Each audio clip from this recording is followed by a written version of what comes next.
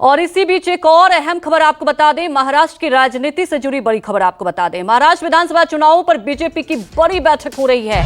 बैठक में बीजेपी के 2 चुनाव प्रभारी मौजूद होंगे, भूपेंद्र यादव और अश्विनी वैष्णव। इस बैठक में पहुंचेंगे। बैठक में डिप्टी सीएम फडणवीस भी शामिल होंगे। महाराष्ट्र में इसी साल विधानसभा चुनाव होने हैं और भारतीय जनता पार्टी की यह अहम बैठक हो रही है।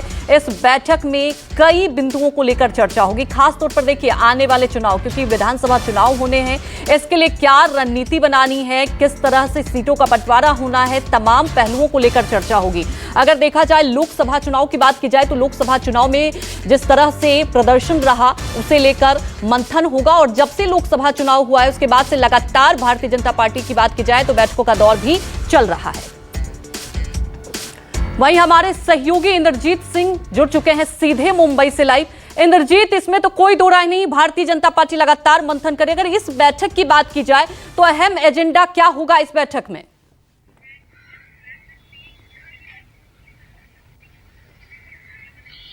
जी बिल्कुल, जब से महाराष्ट्र के 2 नए प्रभारी बनाए गए हैं बीजेपी के, एक जो है भूपेंद्र यादव हैं, महाराष्ट्र के प्रभारी बनाए गए हैं बीजेपी के। इसके अलावा को प्रभारी बनाए गए हैं अश्विनी वैष्णव। तब से लगातार बैठकों का दौर जारी है। लगातार जो बीजेपी के ये दोनों प्रभारी हैं महाराष्ट्र आ रहे हैं, बैठकें कर रहे हैं। इसी तरह की आज भी बैठकें हैं, वरिष्ठ नेताओं से मिलेंगे।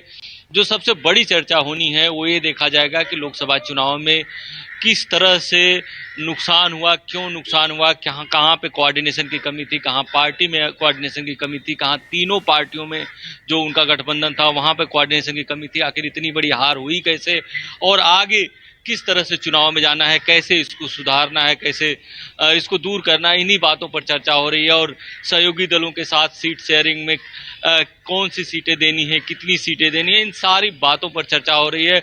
इस बीच बीजेपी के लिए सबसे बड़ा जो सरदर्द है महाराष्ट्र में वो मराठा बनाम ओबीसी का मुद्दा है। क्योंकि मराठा आरक्षण भले ही सरकार ने दे दिया है, लेकिन मराठा समाज के जो आरक्षण के लड़ने वाले नेता हैं, खासतौर पे मनोज जरांगे पाटिल का मैं नाम लेना चाहूँगा, वो मानने को तैयार नहीं है। मनोज जरांगे पाटिल का कहना है कि उनको ओबीसी कोटे से ही आरक्षण चाहिए, क्योंकि ये आरक्षण कोर्ट में नहीं टिकेगा।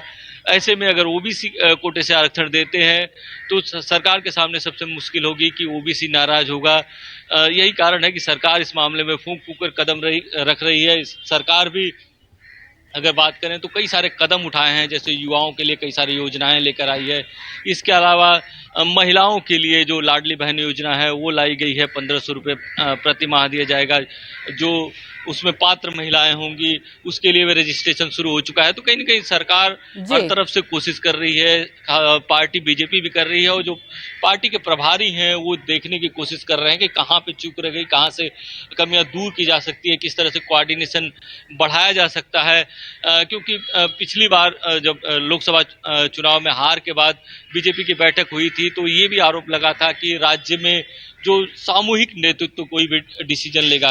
कहीं न कहीं एक चर्चा थी कि पहले 1 या 2 लोग डिसीजन ले लेते थे।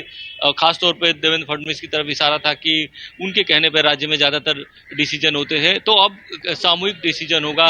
इन सारे मुद्दों पर चर्चा हो रही है, सारे पहलुओं को छुआ जा रहा है। सारे वरिष्ठ नेताओं से जो है वो लगातार प्रभारी बैठक कर रहे हैं कि आगे किस तरह की रणनीति होगी कि विधानसभा में कम से कम इस तरह का नुकसान नहीं उठाना पड़े और विधानसभा में फिर से महायुति की सरकार बने। इसके लिए क्या क्या किया जा सकता है, किस तरह से लोगों को अट्रैक्ट किया जा सकता है, कैसे मराठा बनाम ओबीसी का विवाद मिटाया जा सकता है, कैसे सभी पार्टियों को जोड़ा जा सकता है, कैसे नुकसान को कम किया जा सकता है, ये सारे बातों पर चर्चा होगी। आप हमारे साथ बने रहिए। और सबसे बड़ी बात यही है कि कैसे सहयोगी दल के साथ तालमेल, ये भी एक बड़ा मुद्दा है, उस पर भी मंथन चल रहा है। तो वहीं आपको बता दें,